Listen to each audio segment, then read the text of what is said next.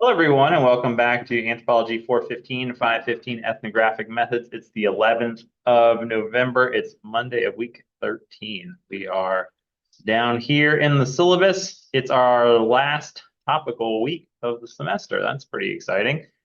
Last week I got to teach you, and after this, you're going to start to teach us, right? So we're going to talk about coding and analysis this week. You've gathered a lot of material, cultural domain analysis. You've looked at pop culture and documentary text, plus you've done surveys and questionnaires, semi-structured interviews, life histories, digital ethnographies, participant observation, and you got all this stuff. And now you're like, what do I do with this? How do I turn it into a paper, which is due next Friday, as well as a presentation, which is due this Friday? That's pretty scary. How do I do that? So that's what we're going to talk about this week, how you turn the raw material of your research data into something that you can present as like science, right? So we'll do that, and you have your last quiz for the semester, right? We've done our homeworks, we've done our discussion boards, our last quiz coming up this week. And then after that, all you got is project-y kind of stuff left. Let's see, we got quiz questions like.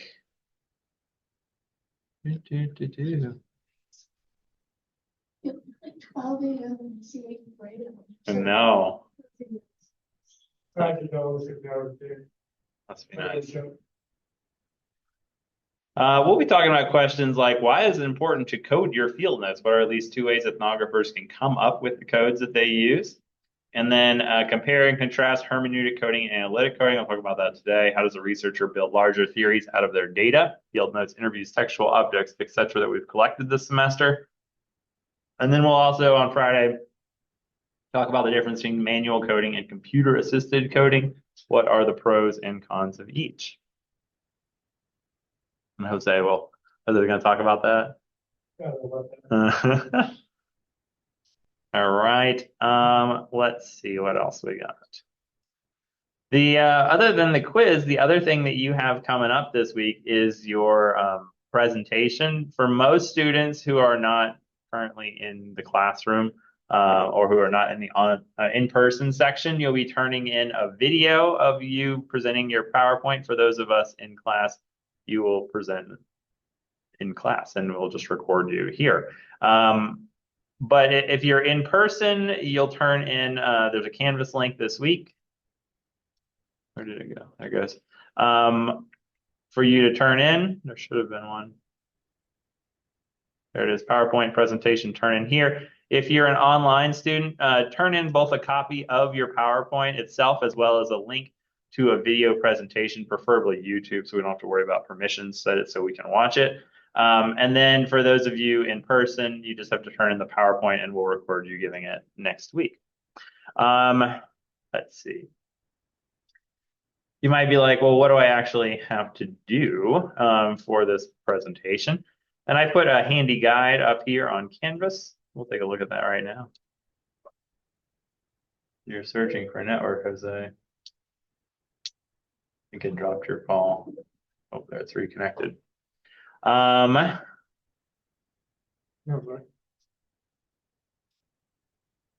So for next week, you'll be doing a presentation in class. Presentation for undergrads will be about 10, 15 minutes. I figure about a minute or two per slide. Grad students are going to have a little bit longer. We'll say like 15 to 25 minutes or so. Nobody less than 15, nobody more than 30, we'll say, is kind of a good median, what we're looking for. I think that you should have really no problem presenting that long at this point in the semester because you've learned so much about your topic and you've just done so many different kinds of things that I feel like instead of like not having anything, you'll have too much. You'll be like, oh, and then I learned this thing, and then I talked to this person, I did pile sorts, and I did this, right? So you should have at least, I put an outline up there of, my Roman numerals are messed up. That should be X. Of at least the 11 slides that you're going to need. You can have more slides than that, but these are the 11 minimum. And I'll be using this when I grade your PowerPoint and your presentation. One of the things I'm going to be looking for is, do you have all these 11 slides talking about the different things that we've done this semester? So you can do more slides. You can also, if you have a slide that you want to break up into multiple slides, like if you have your life histories and your interviews and you want to split those into two separate slides, or if you want to put each of your life history people on a separate slide or whatever, however you want to do it, that's fine. But these are the minimum requirements, right? So the first one is an introduction, and this is not just a title. Like a lot of people like to just put a title on there and be like, that's my introduction. And you can have a title slide, but that's not what this is. This is like the big picture view of your project, right? There's actual information on here, the 1,000-foot view. Like I'm studying, if you were going to pitch it to somebody in just like one or two sentences, right? This research studies cultural perceptions of the Loch Ness Monster in American society, right?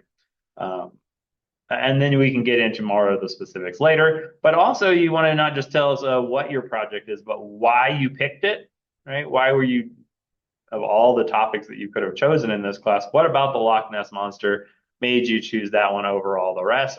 Since I was a little boy and I went to Scotland and I saw Loch Ness, I knew that was my purpose in life, right?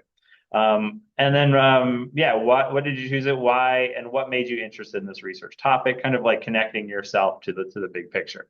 Number two is going to be a lot of stuff on there, and oftentimes people break this up into multiple slides. But what is your research question specifically that you're trying to answer? Why did you pick this question?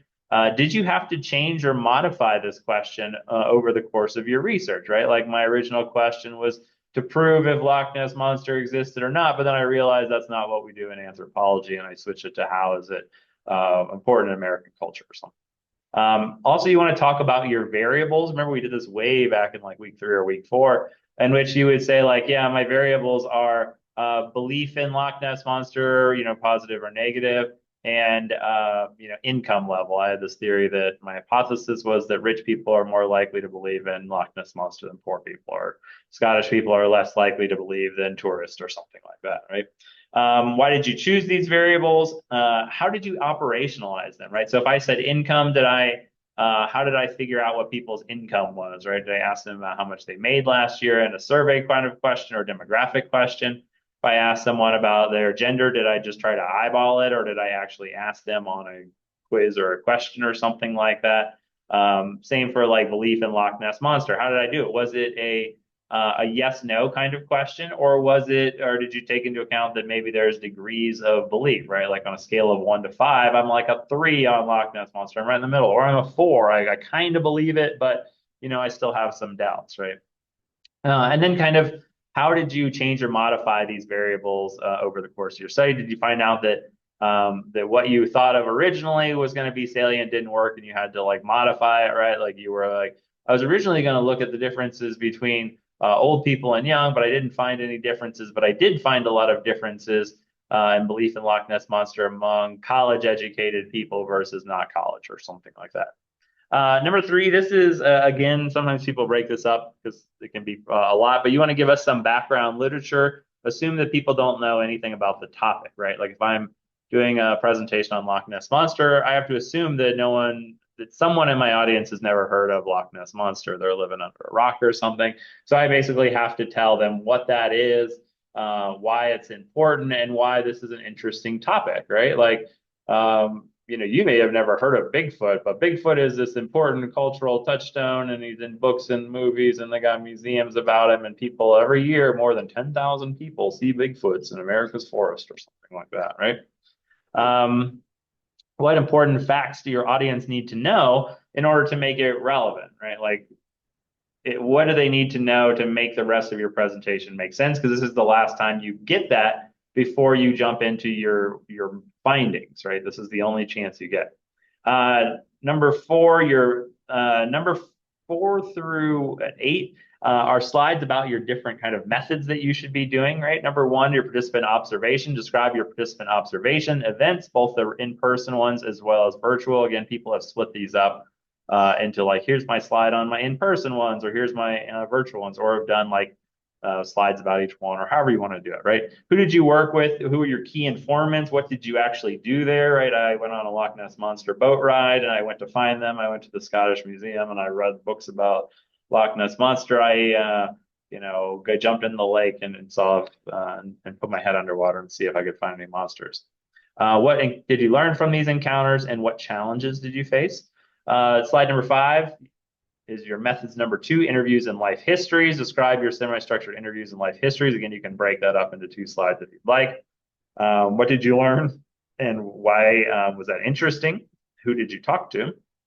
Number 3, or slide number 6, method number 3 is your survey. Describe your survey methodology. Oftentimes it's nice. Some people do like a screenshot of your actual survey and put that on the background so we can see it, or some of the questions so we can kind of see how your survey is. You'll remember you're going to attach a copy of your survey to your paper, but this is our chance for the presentation to see what you actually did.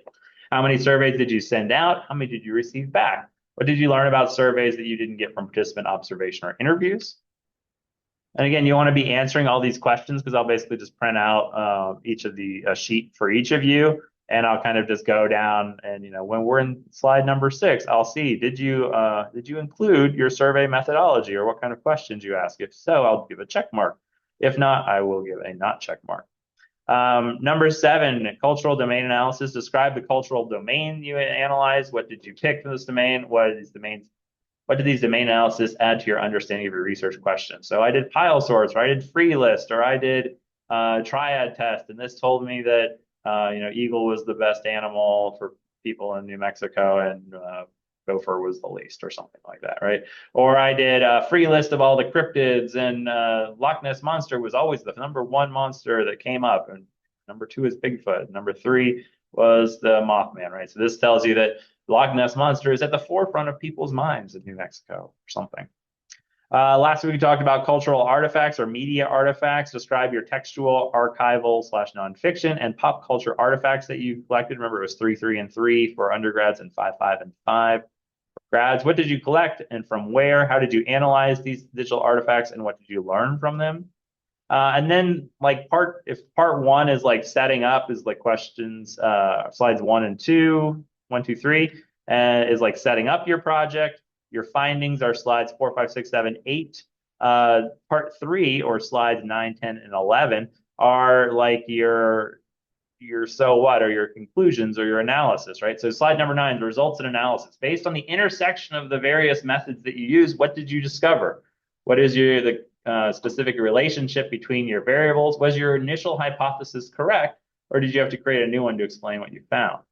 Number 10 is discussion. Discuss your analysis findings in the context of background literature. How does this connect to the big picture, right? So I've showed you all this literature on Bigfoot and Bigfoot sightings, and now I'm going to tie my stuff into what we already found, right? Or what was already kind of in the literature before. That's really important when we do research, because nobody cares if you just like, I did this one study and it doesn't connect to anything else at all, right? We want stuff that ties into the bigger findings. And finally, number 11, your conclusion.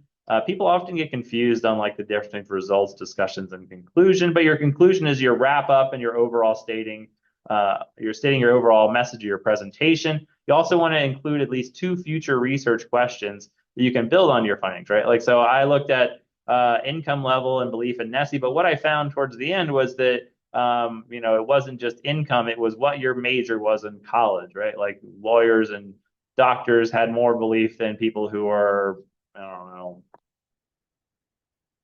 know, dentists and physicians or something. I don't know.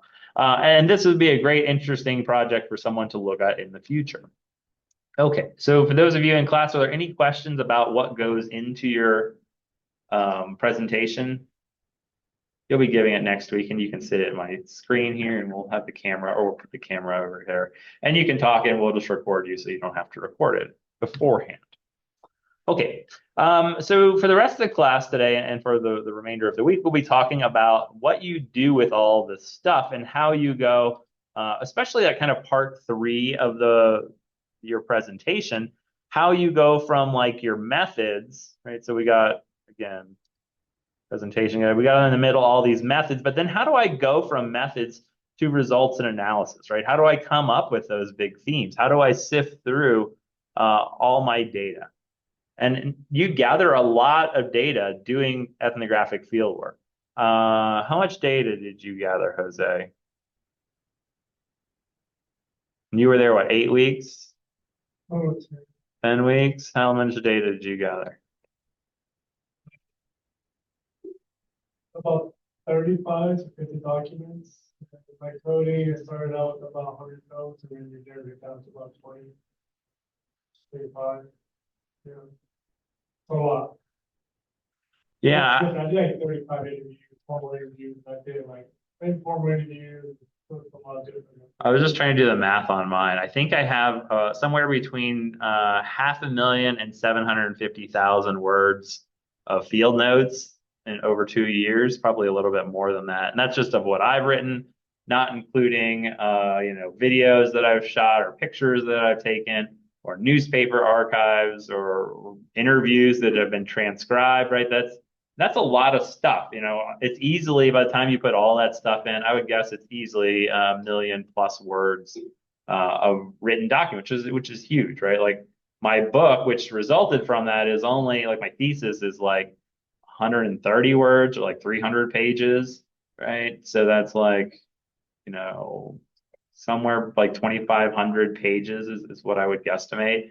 It's a lot of stuff. How do you deal with all of that? Right? If I printed that all out and I brought it in here, it would be too much, right? Like if I brought in 2,000 pages, I would use up my printing budget for the next 10 semesters here at Eastern. But what would we do with it, right? It would be a stack like this. And I actually printed them out when I was doing my write-up, right? Like, and I like spread them all over the floor and we're like looking at them and like had them in binders and stuff.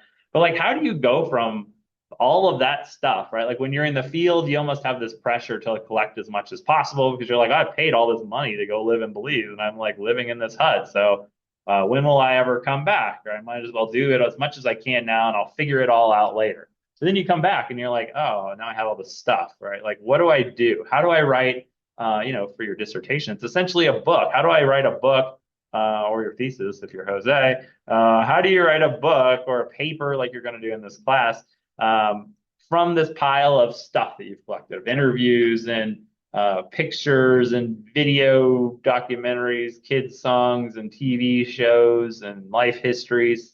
How do you do it? What would be your strategy? Break it down. How would you do that though, like practically? Do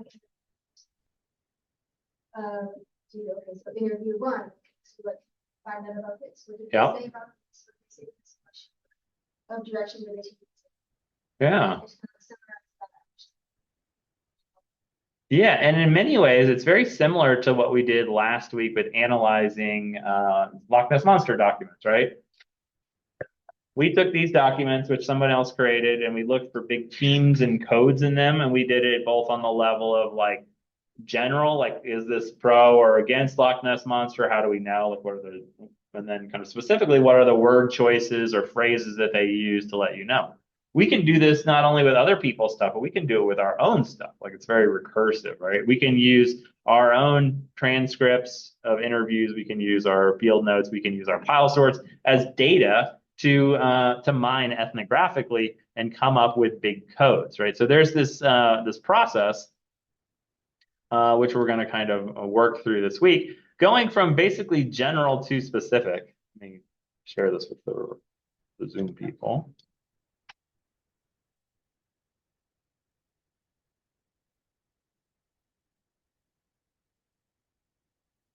Going from like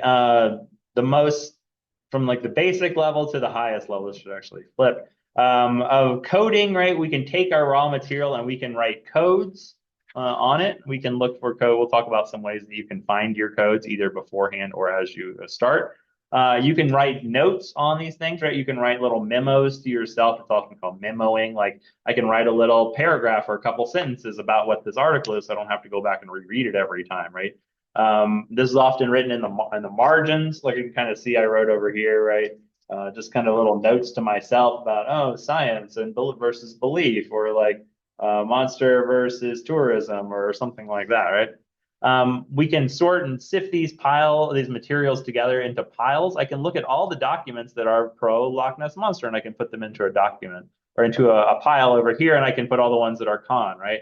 And I did this with my field notes too. We'll talk about doing computer coding. But I coded basically all the stuff in my field notes according to what the category was. So I had codes for things like cacao religion and cacao economics and cacao agriculture. And then I could kind of compare all those together, right? So, have the computer give me all the documents that mention the economic side of cacao, or all the documents that mention religion in cacao. And then I can look at those right next to each other instead of having to like flip through kind of a big pile of stuff looking for it. Once you get those, you can start to look at the themes that emerge, because you're looking at just the specific sections about the same thing. Are these showing basically the same kind of thing, or are they kind of in conflict with each other?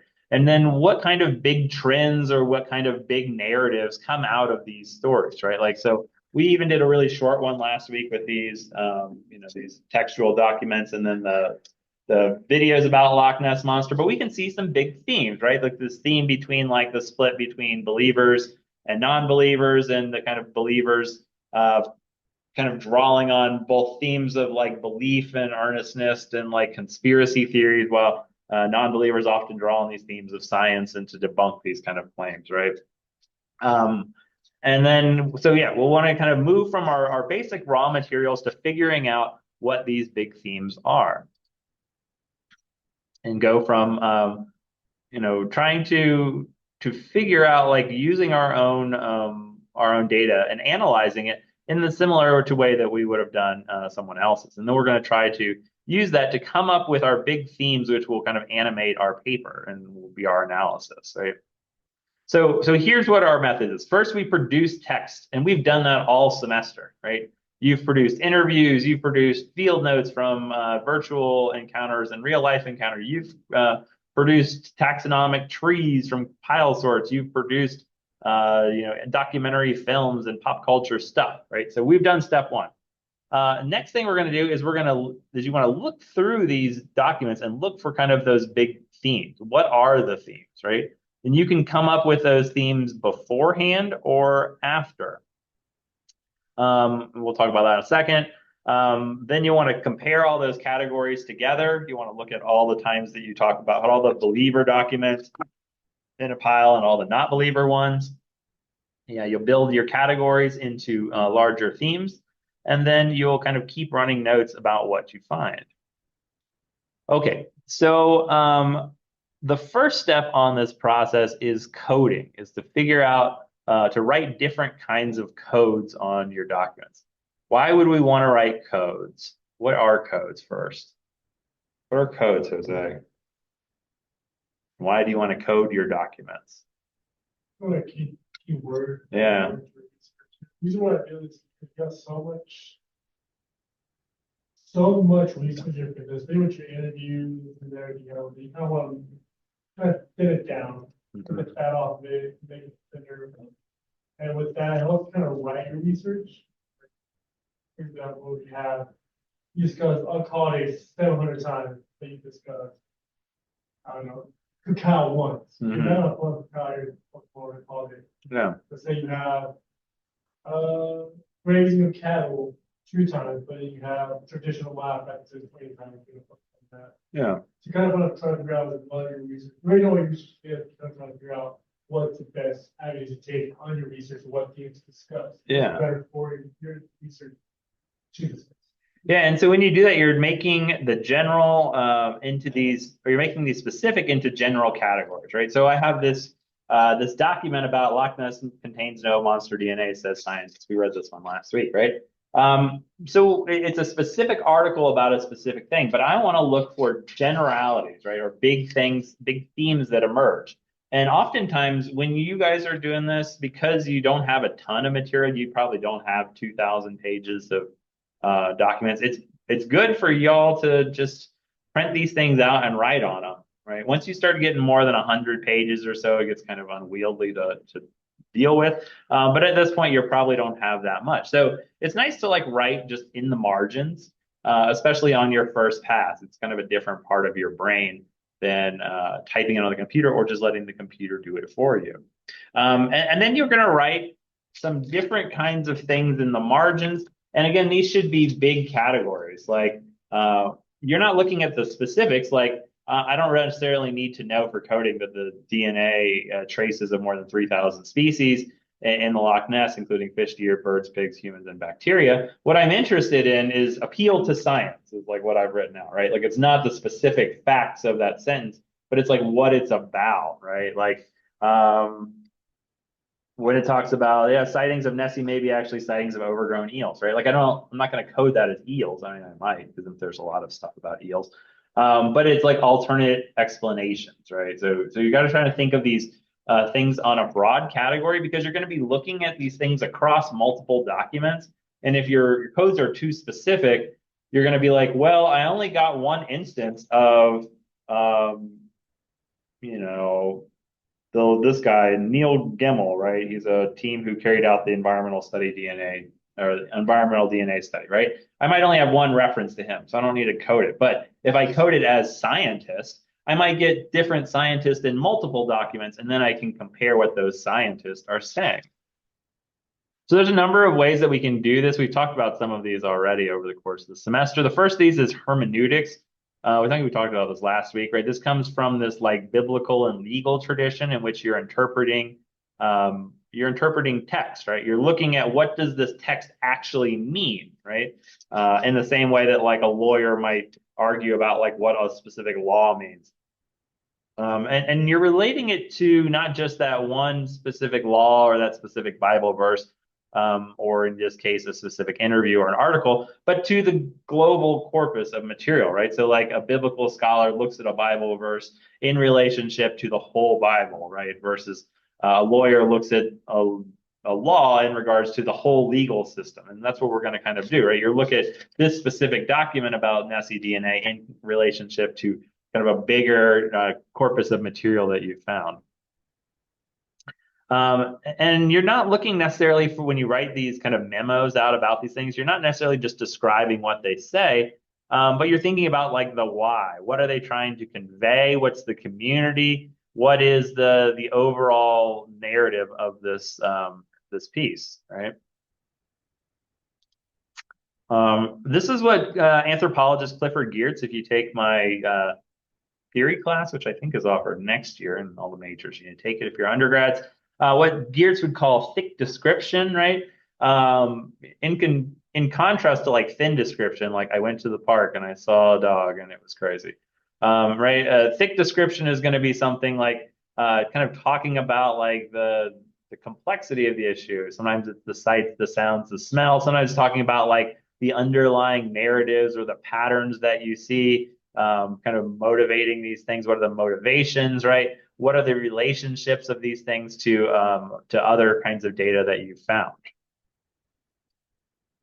Another way you can do this for coding is to look at specific words or phrases in your text, right?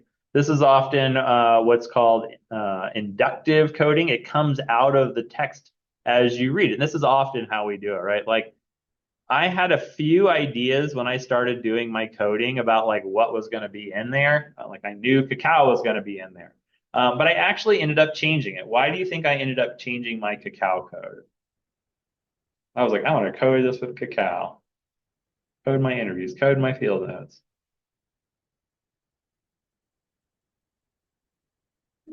It's too broad. When I did that and I pulled my results, I would pull like 2,000 pages of notes about cacao, right? It was too much and I wasn't really able to make any kind of heads or tails out of it. So what do you think I should do instead? What did I end up do actually? Rather than just having a big broad cacao code. Yeah, right. I split it up. But those came out of like I had some of those ideas before, but like I kind of came out of the text. I wasn't actually even looking at religion when I started. I was doing this kind of like economic history of cacao and Belize. But religion and people's rejection of like these past rituals really became a major code. So it came out of the actual research rather than something I had kind of planned beforehand. So I had to be kind of agile in my coding, right? I had to like kind of recognize the importance of these things. Sometimes, this happens all the time. I had a code for cattle ranching. I wasn't planning on writing about cattle ranching at all, but a lot of people were talking about that. I had one called the pig story because I had so many people tell me about this one. People used to grow pigs in the community, and then once cacao happened, they outlawed having free range pigs, and now they have to buy their pigs the next village. And I heard the story so many times that it ended up getting its own code, right? It wasn't something that I started with. And so to define your codes, right, you start just by reading your text. Just read it and have like a pen or a pencil in hand, or a highlighter if you have one, and just highlight interesting things as you go, right, on a first pass. Just be like, oh, that's interesting. Some people have a problem of like highlighting everything because they're like, oh, this is all so interesting. So don't do that, because then you're back at step one if you highlight everything. Other people do the opposite and they only highlight one thing. You want to find out like kind of a middle ground. You want to find stuff that's interesting. You don't, again, it's not about the specifics. It's more about like, what are the general themes that you find, right? And you highlight these interesting words or phrases, you make notes in the margins. And then you can use, you start to look for kind of commonalities between them, and those can emerge as your codes, right? Yeah. And when you code, it's often good to write your codes all in all caps. That way you can recognize them as codes and not just other words or memos that you've had. This recommends looking at social conflict, cultural contradictions, informal methods of social control, how people manage these relationships, people's beliefs, their ideas, how people achieve and maintain status and prestige, how people solve problems, right? Anything kind of interesting that emerges. This is what we can use to do what's called content analysis. If you go to the Southwest Conference, which I help run, you can, a lot of the presentations that you'll see do this kind of thing, right? You look at media or you look at objects, textual objects, and you look for what kind of content emerges from it. The other way you can do this is what's called deductive coding. What do you think the opposite of inductive coding is? What do you think? Inducting, you read the material and you see what codes emerge. What do you think deductive is all about?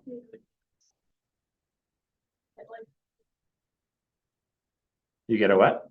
That you look for, a specific. That you start out with beforehand, right? And this can be your own themes. Like I said before, I had ideas about like cacao, would be an important theme, or like neoliberalism, or like agricultural development projects, or whatever, right? Like I had ideas of what I might do beforehand.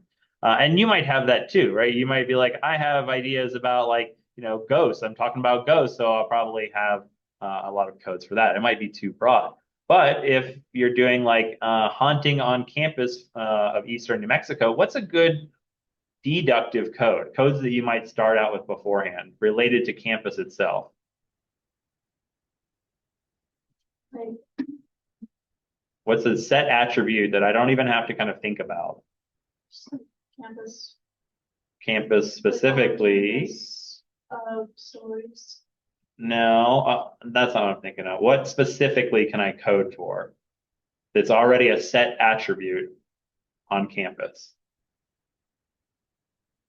Set variable that I know is going to be in there if I'm asking people about stories about haunting at Eastern.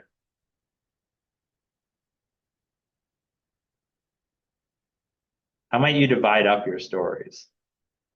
With students. No, it's closer.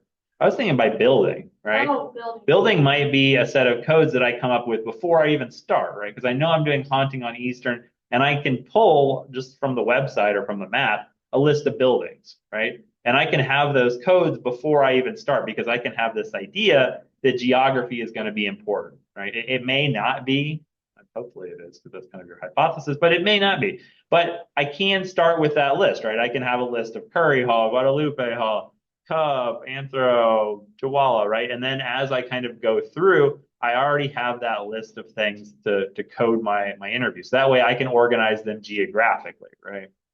You could also do it temporally, right? Did this happen? Is this Hunting story set in the 2020s, and the 2010s, and the 2000s, and the 1990s, right? Those are codes that would emerge, that don't necessarily emerge from your text, but you can start with beforehand. You can also use previously made codes. I brought in a book earlier this semester called Notes and Queries in Anthropology. W.H.R. Rivers, one of the first British anthropologists, wrote this book that's like 101, it's more like 1,001 questions to ask the natives when you're in the field. And it's like, what is your land tenure practice? What is your belief in the afterlife? What is your political system like, right? It's like a million questions. And they get super specific. Like, what is your basket making technology like? And every question that's in there is tied to these bigger themes. So like it's set up by categories like economics and family and religion. And then within each one are subcategories, right? Like within religion, it's totemism and it's like belief in the afterlife and cures and causes of magic or curses or something like that, right? And then more specific within each one. And you can actually code it to correspond to those categories that Rivers started 150 years ago. George Peter Murdoch is another guy who did something similar with the HRAF file, the Human Resource Area file. And it was one of those resources that I included. The library has a copy, both for cultural as well as for archaeology. And George Peter Murdoch, this is one of Boaz's students. His idea was that like Boaz and his crew were like really good at collecting lots of very specific data, but they were trash at coming up with analysis, or they weren't good at like connecting what they were seeing in this place to what they were seeing in that place, right? Like Boaz writing about Kwakiutl religion isn't really interfacing with what Mead is writing about Samoan religion, right? So Murdoch said like we should be able to organize this, right? But it's really hard because like not every book had the same chapter outline, or not every book was about the same thing. Like Mead's writing about gender, and Boaz is writing about the color of seawater or something like that. But there are things that in there that maybe talk about religion. So how do we find that? So Murdoch went through and basically coded all these early ethnographies, and they're still being added to at this point. So they could be cross-referenced or what we call indexed. Like in the back of a book, you pick up like a big book and it's got an index in the back. What is that? What does that let you do? Like I have to do this when I publish my book. One of the last things you do is like make the index. It's like a pain in the butt. What do you have to do for that? Words and where. Yeah, right. Like so if you want to pick up my book at the bookstore, say $39.99, you can pick it up and you can read about different kinds about the history of chocolate and Belize. But say for instance, you're only interested in a certain person, like Rosemary Ulrich. She was a missionary Bible translator who I talked to as part of my interviews. Who was the first person to ever write the Bible in Mopon, right? And you're doing a linguistic analysis, and you only want to find where I'm talking about Rosemary because you don't really care about the rest of it. You go to the index in the back and you look up R or Ulrich, probably Rosemary, and it says page 17 and 43 and 85, right? And that way you can just go to those specific places rather than reading the whole book trying to find it, right? So that was Murdoch's idea of doing this for ethnographies in general and having some kind of comparable outline.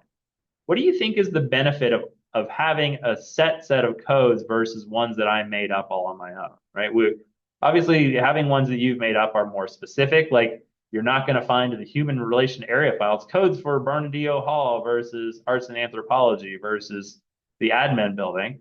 But why might you want to use these kind of so for instance, you can click right here, click this one, and you can find Murdoch's coding, right? So if I'm coding this and I want to write about, I don't know, food, animal husbandry, right?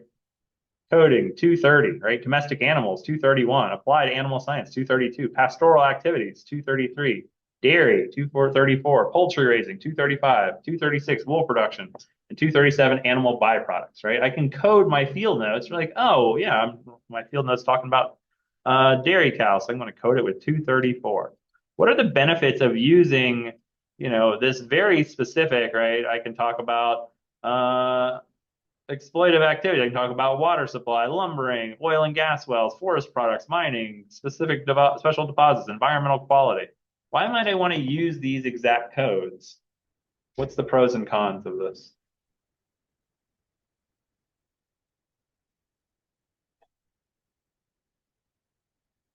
You're like, I don't really have a bone, horn, and shell technology in my project. Why do I need this? But why might I want to do this? Why might I want to use the same codes that Murdoch has been using for the past 100 years? Yeah, it's easy to find things because you can use this actual coding system, but it's also helpful because you can compare your stuff with everybody else's stuff, right? Like suddenly your research project is comparable to Boaz and to Margaret Mead and things like that. And you can actually use the href and say, hey, I'm actually doing a project on what am I going to do something on? Credit, right? David Graeber, I'm going to do a book on 5,000 years of debt, the history of debt. This is David Graeber is one of his last books, right? One thing he could do to write that book, right? I want to write about 5,000 years of the concept of debt and people and cultures around the world. How am I going to do that? How am I going to read every single book about it? Well, I don't have to. I can just look at code 452 and it's just going to pull all the different sources that are cross-referenced with debt, right? So I can get a really broad understanding of the topic without having to kind of find my way through on my own, right? Versus having, if we all had codes that were slightly different, it'd be really hard to match it up. So you can do it either way. Probably what usually ends up happening is that you do both some general codes. It's good to look through here, at least, and just kind of get an idea for what some of those codes are, because you might not even like know, like, oh, I need to like think about humor, right? And even consider humor or games or hobbies or whatever, right? But you're also going to get specific things that emerge from your research, which, again, maybe Murdoch never considered. Okay, so next time we're going to continue our discussing of coding, and we'll move on to kind of analysis, how we go from, kind of making these codes to figuring out what they all mean. So come back next time for that. And remember, start to collect your stuff for those of you in class, and we can start to look at your own field notes. We'll probably do that on Friday and come up with, see what some of your themes are. Well, like create page or just data. Bring in just a sample, right? Just a couple different kinds of things, like some interviews and some pile sorts and some, documents. And that way we can kind of try to figure out generally what some codes and themes might be in your research. Okay, thanks so much for hanging out. I'll see you next time.